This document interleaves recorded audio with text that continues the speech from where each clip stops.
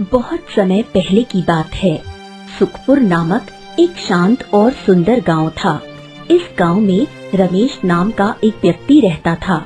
उसका मन सोने से भी ज्यादा शुद्ध था और उसका हृदय सागर से भी गहरा। रमेश अपनी उदारता, दया और नेक दिली के लिए पूरे क्षेत्र में प्रसिद्ध था। उसके घर का द्वार हर उस इंसान के लिए खुला था जिसे मदद की जरूरत हो। वो बिना किसी स्वार्थ के लोगों की सेवा करता था और इसी वजह से पूरा गांव उसे अपने परिवार का हिस्सा मानता था। रमेश और उसकी पत्नी नंदिनी का जीवन बहुत ही सादा और संतोषजनक था।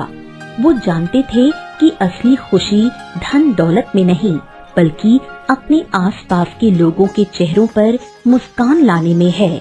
सुखपुर से कुछ दूरी पर एक और गांव था जहां सुरेश नामक एक व्यक्ति रहता था। सुरेश अपने लालच के लिए जाना जाता था। उसके पास जितनी भी संपत्ति होती उसे वो हमेशा कम ही लगती थी। वो दिन रात बस इसी फिराक में रहता था कि कैसे वो बिना किसी मेहनत के और धन कमा सके। उसकी इस लालची प्रवृत्ति के कारण गांव के लोग उससे दूर रहते थे। कोई भी उसे अपने घर पर बुलाना या उससे बात करना पसंद नहीं करता था।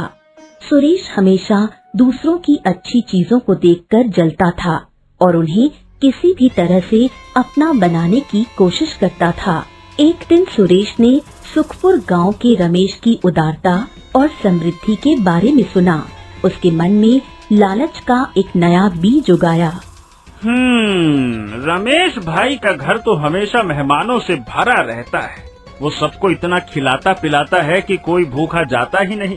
क्या तो व्यंजन बनवाता है। अगर मैं उसके घर जाऊं तो जरूर मुझे भी बहुत कुछ खाने को मिलेगा और शायद वो मुझे कोई तोहफा भी दे दे। मैं तो जरूर जाऊंगा। मजा आएगा। सुरेश के मुंह में पानी आने लगा। उसने तुरंत सुखपुर जाने का निश्चय किया। उसने अपनी पुरानी धोती पहनी, एक लकड़ी की लाठी उठाई और सुखपुर की ओर चल पड़ा। रास्ते में वो मन ही मन तरह तरह के पकवानों की कल्पना कर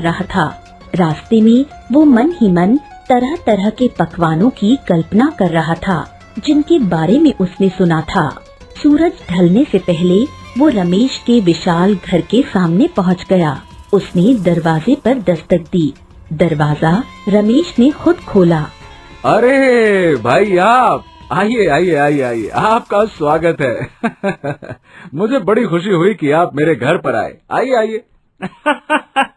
अरे धन्यवाद रमेश भाई। मैं तो बस आपकी याद आई तो आपसे मिलने चला आया, और क्या। अरे तो आइए ना, अंदर आइए, स्वागत है। आइए आइए, अंदर बैठिए। रमेश ने सुरेश को अंदर बुलाया और उसे एक आरामदायक चटाई पर बैठाया। उसने अपनी पत्नी नंदिनी को आवाज दी। अरे नंदिनी, देखो कौन आया है। हमारे मेहमान के लिए कुछ बढ़िया स्वादिष्ट शरबत वरबत लेकर आओ, है ना। नंदिनी ने मुस्कुराते हुए सुरेश का अभिवादन किया और जल्दी से शरबत लाने चली गई। इस बीच सुरेश की लालची आंखें पूरे घर का जायजा ले रही थीं। उसने देखा कि घर में कीमती फर्नीचर, सुंदर चित्र और बहुत सी महंगी चीजें सजी हुई थीं। उसकी आंखों में एक अजीब सी चमक आ गई। वो मन ही मन सोच रहा था कि काश ये सब उसका होता। क्या बात है रमेश भाई, आपका घर तो बड़ा ही सुंदर है। बहुत धनी लगते हैं आप। अरे सुरेश भाई, धन तो आता जाता रहता है। असली धन तो अच्छे विचार और संतुष्टि में है। कुछ देर बाद नंदिनी एक चांदी के गिलास में ठंडा शरबत लेकर आई। सुरेश ने उसे तुरंत पी लिया, मानो वो सदियों से प्यासा हो। अच्छा नंदिनी, आज हमारे मेहमान के लिए एक शानदार भोज तैयार किया जाए। रसोई में जो भी सबसे बढ़िया और स्वादिष्ट है, सब कुछ बनाओ। ये सुनकर सुरेश के कान खड़े हो गए। उसके चेहरे पर एक बड़ी सी मुस्कान आ गई। अरे सुरेश भाई, क्या कर रहे हो? इतनी तकल्लुफ की क्या जरूरत है? मैं तो बस जो भी खाऊंगा थोड़ा सा ही खाऊंगा, इतना थोड़ी ना खा लूंगा। लेकिन उसके कहने का ढंग ऐसा था जैसे वो बहुत भूखा हो और उसे और खाने की उम्मीद थी। रमेश ने सुरेश के लालच को भांप लिया था, लेकिन उसने कुछ नहीं कहा। वो बस मुस्कुराया। भोजन की तैयारी शुरू हुई। कुछ ही देर में तरह तरह के पकवानों की खुशबू पूरे घर में फैल गई। सुगंध से सुरेश का पेट गुड़गुड़ाने लगा। हा हा हा हा हा हा हा हा, क्या सुगंध है! वाह, ऐसा लगता है कि रसोई में बहुत ही खास कुछ पक रहा है। जी सुरेश भाई, क्या है कि मेरे घर पर आने वाला कोई भी मेहमान भूखा नहीं जाता, उसे खास ही खिलाया जाता है। थोड़ी देर बाद रमेश का सेवक श्याम एक बड़ी थाली लेकर आया। उस थाली में एक से बढ़कर एक पकवान थे। क्रीमी खीर, घी में सिकी हुई गर्मा गर्म पूरियां, पनीर की सब्जी, कई तरह के सलाद और मीठे पकवान। रमेश ने सुरेश को अपने पास बिठाया। हाँ, आइए आइए आइए सुरेश भाई, यहाँ बैठिए, आइए, चलिए भोजन शुरू करिए। सुरेश ने बिना किसी देरी के खाना शुरू कर दिया। वो इतनी तेजी से खा रहा था जैसे कि वो किसी दौड़ में भाग ले रहा हो। उसने पूरी खीर एक ही बार में खा ली, फिर सारी पूरियां और सब्जियां भी। वो रमेश की तरफ देख भी नहीं रहा था, बस खाने पर ध्यान केंद्रित कर रहा था। सुरेश भाई आराम से खाइए, आराम से खाइए, खाना अभी बहुत है और अगर आपको कुछ और चाहिए तो आप बेझिझक मांग सकते हैं, आराम से आराम से। हाँ, लेकिन सुरेश ने उसकी बात अनसुनी कर दी। वो अपने पेट को इतना भर रहा था कि उसे सांस लेना भी मुश्किल हो रहा था। रमेश ने मन ही मन सोचा, ये सिर्फ एक मेहमान नहीं बल्कि लालच का प्रतीक है। जब सुरेश की थाली खाली हो गई तो रमेश ने अपने सेवक श्याम से एक और कटोरी खीर लाने को कहा। सुरेश ने उसे भी झट से खाली कर दिया। जब उसे लगा कि अब और कुछ नहीं है तो उसने रमेश से कहा, रमेश भाई, खाना बहुत स्वादिष्ट था, लेकिन मुझे थोड़ी सी और खीर चाहिए थी। अभी क्या है, डकार आई तो पेट में जगह बन गई ना, थोड़ा सा भूख अभी और है। रमेश को ये सुनकर थोड़ा दुख हुआ। उन्होंने अपनी भावनाओं को नियंत्रित करते हुए कहा, हाँ, देखिए सुरेश भाई, आप थोड़ी देर आराम तो कर लीजिए, तब तक मैं आपके कुछ और खाने का इंतजाम करता हूँ, है ना? ये सुनकर सुरेश के चेहरे पर एक बड़ी मुस्कान आ गई। उसे लगा कि उसका लालच सफल हो रहा है। वो अपनी आंखें बंद करके आराम करने का नाटक करने लगा। रमेश ने श्याम को बुलाया और धीरे से उसके कान में कुछ कहा। श्याम ने सिर हिलाया और रसोई की तरफ चला गया। कुछ ही देर में श्याम एक थाली लेकर आया जिस पर एक बहुत ही सुंदर और खास पकवान ढका हुआ था। हाँ सुरेश भाई, ये देखिए, उठिए उठिए उठिए उठिए, मैंने आपके लिए एक बहुत ही खास पकवान बनवाया है जो हमारे गांव में सिर्फ खास मेहमानों के लिए बनाया जाता है। देखिए देखिए। सुरेश उत्सुकता से उठ गया। उसकी आंखें उस थाली पर टिकी थी। जब रमेश ने ढक्कन हटाया तो अंदर एक सोने की तरह चमकने वाली जलेबी थी। उस पर चांदी का वर्क लगा था और उसमें से शहद की जगह कुछ गाढ़ा तरल टपक रहा था। जलेबी इतनी आकर्षक लग रही थी कि कोई भी उसकी तरफ खिंचा चला आए। सुरेश ने लालच भरी नजरों से उस जलेबी को देखा। वाह वाह वाह वाह वाह वाह वाह, ये तो मैंने पहले कभी नहीं देखा।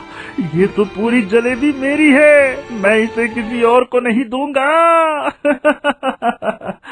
उसने तुरंत बिना सोचे समझे उस जलेबी को उठा लिया और एक ही बार में मुंह में रखने की कोशिश की, लेकिन जैसे ही उसने मुंह में रखा उसके चेहरे का रंग उड़ गया। जलेबी बेहद ही नमकीन थी और उसमें मिर्च, अदरक और कड़वी नीम की पत्तियां मिली हुई थी। वो उसे ना तो निगल पा रहा था और ना ही उगल पा रहा था। उसकी आंखों से पानी बहने लगा और वो खांसने लगा। उसे बहुत शर्मिंदगी महसूस हुई। रमेश ने तुरंत उसे पानी दिया। सुरेश भाई, आराम से आराम से आराम से। क्या हो गया? क्या आपको ये पकवान पसंद नहीं आया क्या? सुरेश की हालत खराब हो गई थी। वो शर्मिंदा होकर सिर झुकाए बैठा था। उसने धीरे से कहा,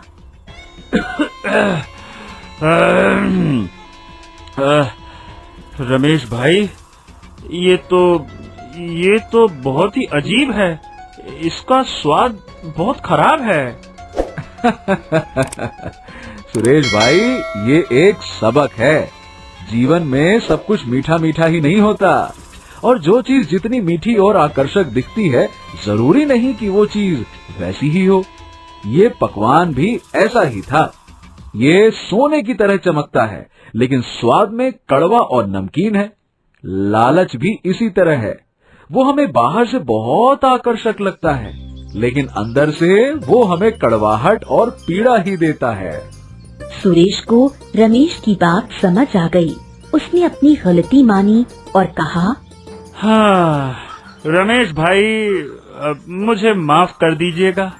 मैंने अपनी लालच में सब कुछ बर्बाद कर दिया।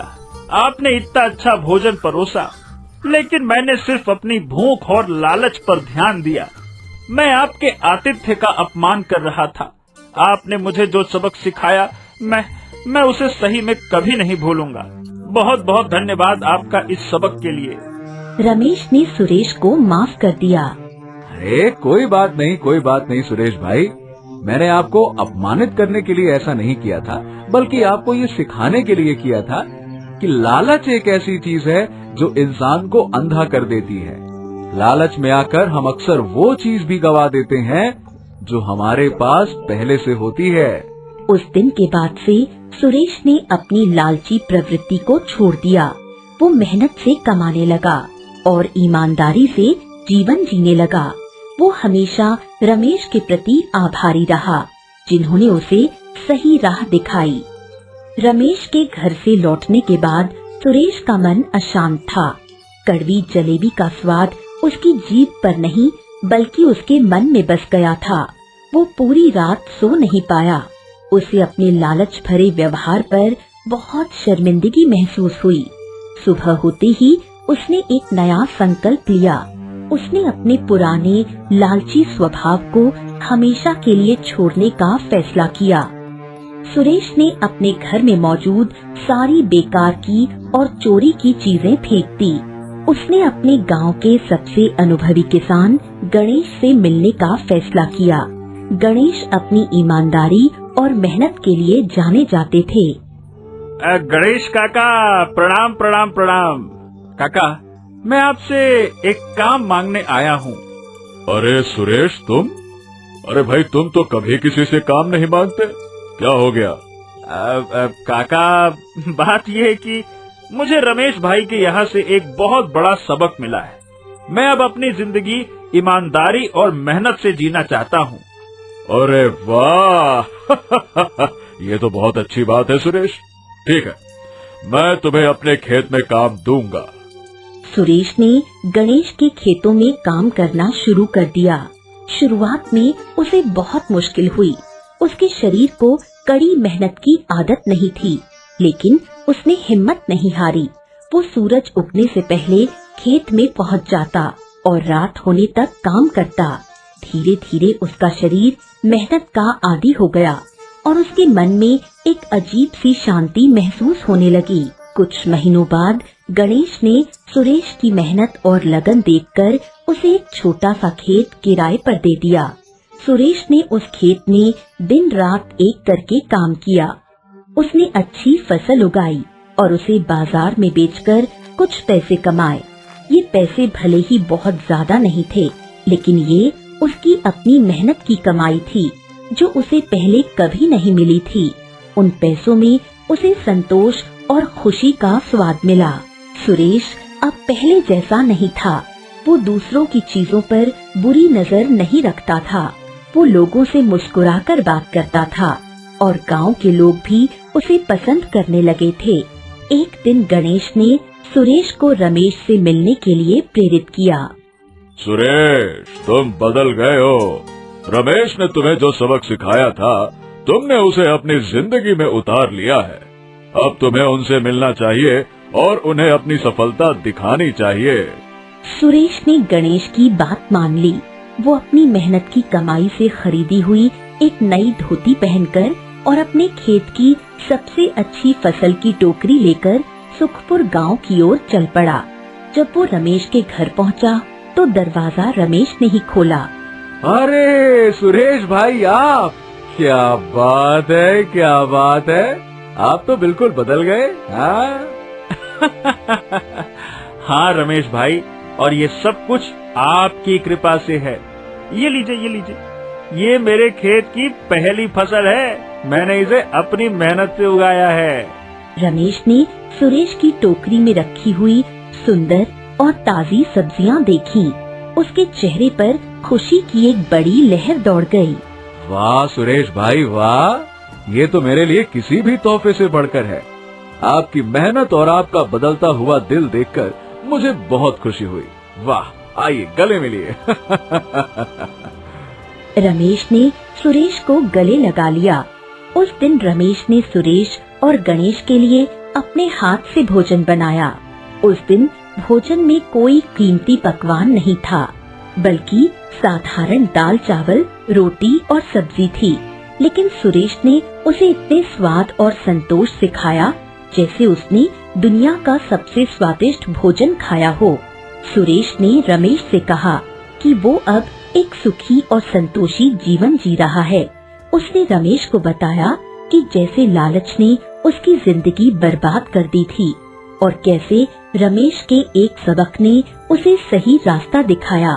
सुरेश की कहानी जल्द ही पूरे गांव में फैल गई। लोग अब उसे तिरस्कार की दृष्टि से नहीं बल्कि सम्मान की दृष्टि से देखने लगे थे। उसकी मेहनत और ईमानदारी ने गांव के कई युवाओं को प्रेरित किया। लोग सुरेश के पास आने लगे और उससे सलाह लेने लगे कि वो भी कैसे अपनी जिंदगी बदल सकते हैं। सुरेश जो कभी अकेला था, अब गांव के लोगों का मार्गदर्शक बन गया था। एक दिन गांव में एक और व्यक्ति आया जिसका नाम मदन था। मदन भी सुरेश की तरह आलसी और लालची था। वो हमेशा दूसरों की मेहनत का फल छीनने की फिराक में रहता था। एक बार उसने गांव के किसान की फसल चुराने की कोशिश की, लेकिन गांव वालों ने उसे रंगे हाथ पकड़ लिया। पूरा गांव उसे भला बुरा कह रहा था और उसे गांव से निकालने की बात कर रहा था। तभी सुरेश ने आगे बढ़कर गांव के लोगों को शांत कराया। रुक जाओ, रुक जाओ, रुक जाओ गांव वालों, मदन को इतनी जल्दी सजा मत दीजिए। सुरेश, मुझे पता है कि मैंने गलती की है। मुझे जो भी सजा मिले मैं उसे स्वीकार करूंगा। मदन, मैं तुम्हारी हालत समझ सकता हूँ। मैं भी कभी बिल्कुल तुम जैसा ही था। मेरे दिल में भी लालच था और इसी वजह से मैं अपमानित हुआ। लेकिन एक अच्छे इंसान ने मुझे सही रास्ता दिखाया। सुरेश ने मदन को अपनी पूरी कहानी सुनाई कि कैसे रमेश ने उसे कड़वी जलेबी खिलाकर लालच ना करने का सबक सिखाया था। मदन, लालच एक मीठे जहर की तरह होता है। वो बाहर से आकर्षक लगता है, लेकिन अंदर से हमारी आत्मा को खोखला कर देता है। मेरी तरह तुम भी एक नई शुरुआत कर सकते हो।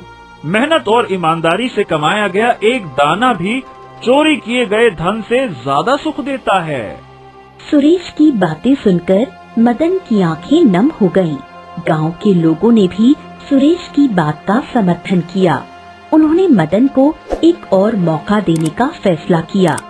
सुरेश ने मदन को अपने साथ अपने खेत पर काम करने का मौका दिया और उसे बताया कि कैसे मेहनत से सब कुछ हासिल किया जा सकता है। मदन ने सुरेश के साथ काम करना शुरू किया। सुरेश ने उसे सिखाया कि कैसे खेत की देखभाल करते हैं और कैसे अच्छी फसल उगाते हैं। मदन ने भी पूरी लगन से काम किया। कुछ समय बाद मदन भी एक अच्छा और ईमानदार इंसान बन गया। उसने अपनी मेहनत से अपना जीवन बदल दिया।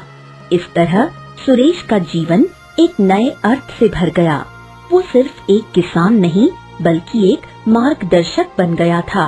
उसकी कहानी हर उस व्यक्ति के लिए एक प्रेरणा बन गई जो लालच के अंधेरे में भटक रहा था। सुरेश के जीवन में आए बदलावों की गूंज दूर दूर तक फैलने लगी। उसके गांव के लोगों में अब सहयोग और भाईचारे की भावना बढ़ रही थी। सुरेश और मदन मिलकर काम करते और गांव की जरूरतों में एक दूसरे की मदद करते। उनकी कहानी सुनकर पास के गांव श्यामपुर से एक युवक रोहन उनके पास आया। श्यामपुर गांव में एक बड़ी समस्या थी। वहां सूखा पड़ रहा था और गांव के लोग पानी की कमी से जूझ रहे थे। उनकी प्यास बुझाने का एकमात्र स्रोत जीवन नदी पड़ोस के गांव रामपुर से होकर बहती थी। रामपुर के लोगों ने नदी पर एक बांध बना दिया था ताकि वो अपने खेतों की सिंचाई कर सकें। इससे श्यामपुर के लोगों को पानी नहीं मिल पा रहा था और दोनों गांवों के बीच तनाव बहुत बढ़ गया था। रोहन इसी समस्या से परेशान था। सुरेश भाई, मैंने आपकी कहानी सुनी है। मुझे भी अपनी समस्या का हल चाहिए। आपको पता है, रामपुर के लोग बहुत लालची हैं। अरे उन्होंने नदी पर बांध बना लिया है और हमें पानी ही नहीं दे रहे हैं। हमें अब पानी लड़कर उनसे छीनना होगा। सुरेश ने रोहन के गुस्से को महसूस किया। उसने रोहन को शांत होने के लिए कहा और उसे अपने घर के अंदर बुलाया। रोहन, देखो, मुझे तुम्हारी समस्या समझ में आती है और तुम्हारा गुस्सा जायज भी है, लेकिन क्या तुम्हें लगता है कि लड़ाई झगड़े से ये समस्या हमेशा के लिए हल हो जाएगी? ओहो, तो फिर करें क्या करें हम, बताइए।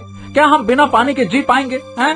शांत रोहन, तुम्हारा गुस्सा मुझे मेरे पुराने दिन की याद दिलाता है। जब मैं हर चीज को सिर्फ अपना बनाना चाहता था, तब मुझे भी यही लगता था कि लालच से सब कुछ हासिल किया जा सकता है। लेकिन रमेश भाई ने मुझे समझाया कि लालच एक कड़वा फल है। तुम अभी भी उसी लालच के जाल में फंसे हो, समझे? तुम दूसरों से लड़कर पानी छीनना चाहते हो, लेकिन क्या तुमने कभी दोनों गांवों के लिए एक स्थायी हल निकालने के बारे में सोचा है? रोहन ने सुरेश की बात सुनी और कुछ देर के लिए चुप हो गया। तो आप कहना क्या चाहते हैं? मैं ये कहना चाहता हूँ कि तुम रामपुर के लोगों से लड़ो मत, बल्कि उनसे बात करो, उन्हें अपनी समस्या बताओ और उनसे मिलकर एक नया रास्ता ढूंढो। अगर तुम दोनों गांव मिलकर एक बड़ी नहर खोदो और एक और कुआं बनाओ, तो पानी की समस्या दोनों के लिए हल हो जाएगी। सुरेश की बात सुनकर रोहन हैरान हो गया। उसे ये विचार बिल्कुल नया लगा। उसने सुरेश से कहा, ये बहुत मुश्किल है सुरेश भाई, वो हमारी बात नहीं मानेंगे। अरे कोशिश तो करो। मैंने भी कभी नहीं सोचा था कि मैं एक ईमानदार और मेहनती इंसान बनूंगा, लेकिन रमेश भाई ने मुझ पर विश्वास किया और मैंने अपनी कोशिश जारी रखी। तुम भी कोशिश करो और मुझे तुम पर विश्वास है। रोहन ने सुरेश के सुझाव को मान लिया। वो वापस अपने गांव गया और अपने लोगों को सुरेश की कहानी और उसके विचारों के बारे में बताया। शुरुआत में गांव वालों को ये विचार पसंद नहीं आया। उन्हें लगा कि ये एक बेकार की कोशिश है, लेकिन रोहन की बातों और सुरेश की प्रेरणा ने उन्हें प्रभावित किया। उन्होंने रामपुर के सरपंच से बात करने का फैसला किया। दोनों गांव के लोग मिले। सुरेश और गणेश भी इस बैठक में शामिल हुए। सुरेश ने सबको समझाया कि कैसे मिलकर काम करने से दोनों की समस्या हल हो जाएगी। उसने कहा कि जब हम दूसरों की मदद करते हैं तो हम खुद भी आगे बढ़ते हैं। हमें लालच और आपसी लड़ाई को छोड़कर एक दूसरे का हाथ पकड़ना होगा। अगर हम दोनों गांव मिलकर नहर खोदेंगे तो पानी दोनों गांवों को मिलेगा और हमारी दोस्ती भी मजबूत होगी। सुरेश की बातों ने दोनों गांव के लोगों को गहराई से छुआ। उन्होंने मिलकर काम करने का फैसला किया। अगले कई महीनों तक दोनों गांव के लोगों ने एक साथ मिलकर कड़ी मेहनत की। उन्होंने एक नई और बड़ी नहर खोदी जो जीवन नदी से निकलकर दोनों गांवों तक पानी पहुंचाती थी।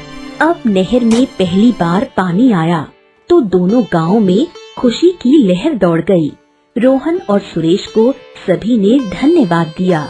इस तरह सुरेश ने न सिर्फ अपनी जिंदगी बदली बल्कि अपनी कहानी से 2 गांवों के बीच की दुश्मनी को भी खत्म कर दिया। वो एक सच्चा मार्गदर्शक और प्रेरणामयी इंसान बन गया था। इस कहानी से हमें ये सीखने को मिलता है कि सच्चा सुख और शांति सिर्फ अपने बारे में सोचने से नहीं बल्कि दूसरों की मदद करने और सबके साथ मिलकर काम करने से मिलती है।